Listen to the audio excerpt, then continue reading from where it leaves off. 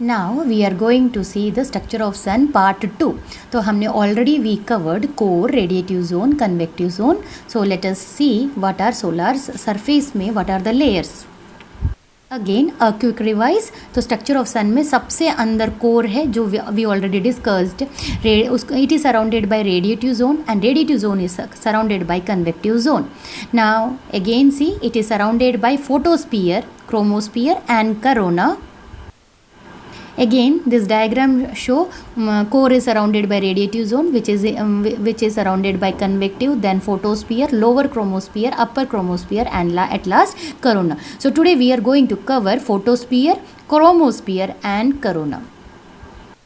The layer of the sun that we see from the earth is called as photosphere. हम अर्थ में खड़े होके हमें जो लेयर ऑफ द सन दिखता है वो फोटोस्फीयर है. अब फोटोस्फीयर जो बना है वो extremely dense mixture of gases से बना है.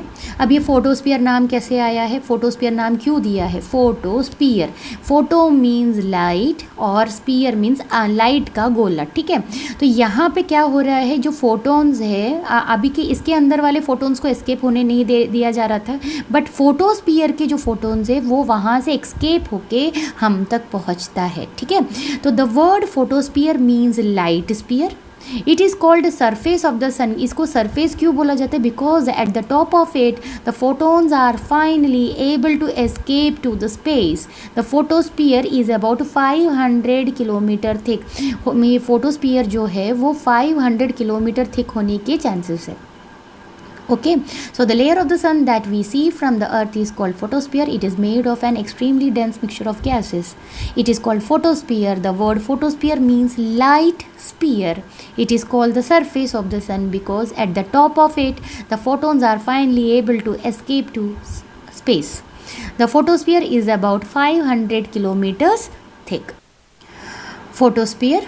सन इज़ टोटली गैशियस. हमें पता है सन टोटली गैशियस है and this photosphere is dense enough gas that you can not see through it. इतना वो डेंस है कि तुम उसके अंदर से आर पार देख नहीं सकते. And it emit a continuous spectrum. वो कंटिन्यूस स्पेक्ट्रम एमिट कर रहा है. Outcome of several method. अब बहुत सारे मेथड्स है to determine the temperature of photosphere और सारे मेथड्स यही बताता है कि सन्स का जो फोटोस्फीयर है उसका जो टेम्परेचर है वो 5840 केल्विन है. अब हमने पहले देख लिया temperature of the core about 16 million kelvin हमने बोल दिया है. बट अभी हम सन के फोटोस्फीयर तक जब हम पहुंच गए तो हमें वहाँ पे टेम्परेचर मिल रहा है 5840 केल्विन.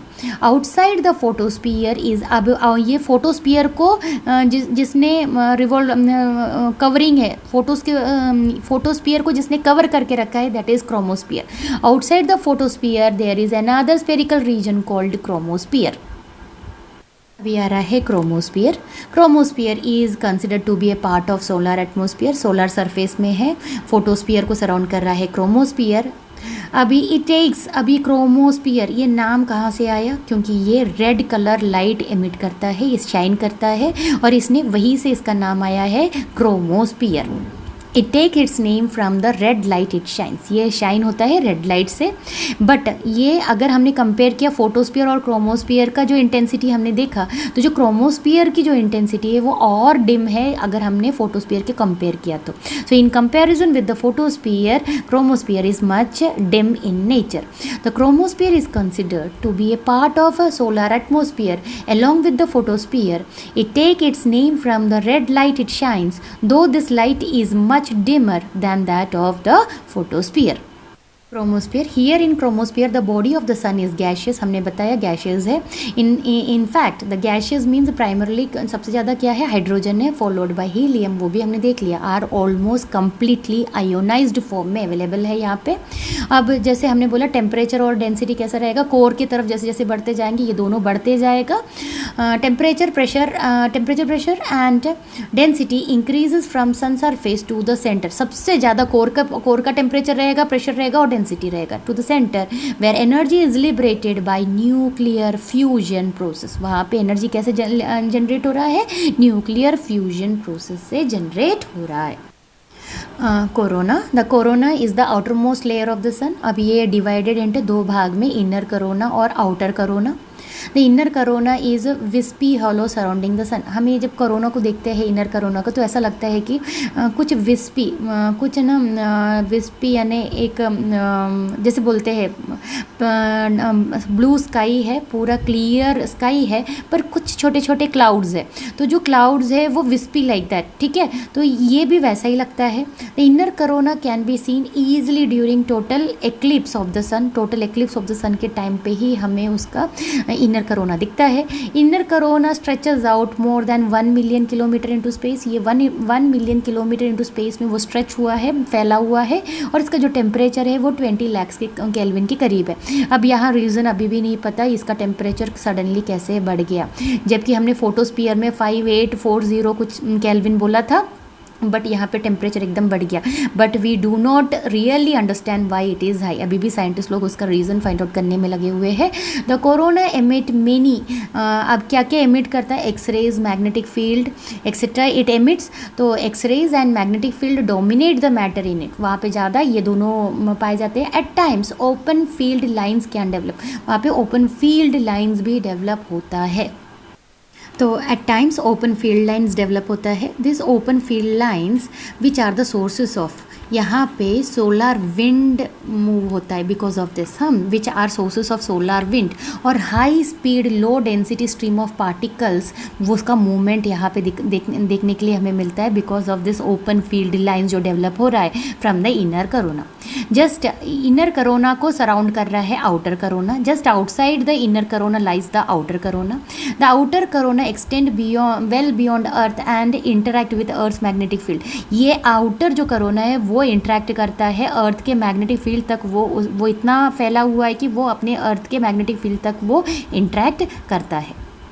अभी जो आउटर करोना इनर करोना का डिस्टिंक्शन 1950 तक हुआ नहीं था, ठीक है। उसके बाद ये उन्होंने फाइंड आउट किया कि ना it is divided into 2 part. It is not easy to find as the inner corona and in fact its existence was postulated until 1950 तक उसको पोस्टुलेट किया गया नहीं था। The outer corona is the outermost atmosphere of the sun and it include much of the solar system. From here on the earth the sun is, अब sun कैसा है, smooth ball of fire है। Actually ये जो smooth ball of fire का जो concept है वो बिफोर सन स्पॉट का जो डिस्कवरी उसके पहले का कंसेप्ट है कि सन एक स्मूथ बॉल ऑफ फायर है। और उसके बाद जब डिस्कवरी हुआ, गैलीलियो ने बताया कि वहाँ पे सन स्पॉट्स बनते हैं, तो उसके बाद ये जो एजम्पशन है ये थोड़ा सा हटा के रखा। देन एस्ट्रोनॉमर इवन थॉट ये एक परफेक्ट स्पेरिकल बॉडी है। एस्ट्रोनॉमर ने ये बोला है कि परफेक्ट स्पेरिकल बॉडी है, इसमें कोई इम्परफेक्शन नहीं है। And however we know that the sun like हमारे अर्थ के समान है, इसके बहुत सारे लेयर्स है। अभी हम जो लास्ट मोमेंट में खड़े हैं, हमने कोर से शुरू किया, कोरोना में आके रुके, और हर एक लेयर का अपना एक वर्क है, वो अपना एक वर्क करते जा रहे हैं। तो हमारा अर्थ जैसे डिफरेंट लेयर्स में डिवाइडेड है, वैसे हमारा sun be divided into many layers, जो हमने देखा फ्रॉम द पार्ट 1 में कोर से हमने शुरू किया and we ended into the corona. और हर एक पार्ट का एक पर्टिकुलर जॉब है, तो वो करते जा रहे हैं। And it's structure of the sun that provide energy, and ये स्ट्रक्चर के कारण all forms of energy, energy to all forms of life of the terrestrial life को एनर्जी दे रहा है। It is not easy to find as the inner corona and in fact its existence was not postulated until the year 1950. The outer corona is the outermost atmosphere of the sun and it includes much of the solar system. From here on the earth, the sun is like a smooth ball of fire, and before the discovery of sunspots by Galileo, astronomer even thought it was a perfect spherical body with no imperfections. However, we know that the sun, like Earth, is actually made of several layers, each of which serve its own purpose. It is because of the structure of the sun which provides energy to all forms of terrestrial life. Thank you.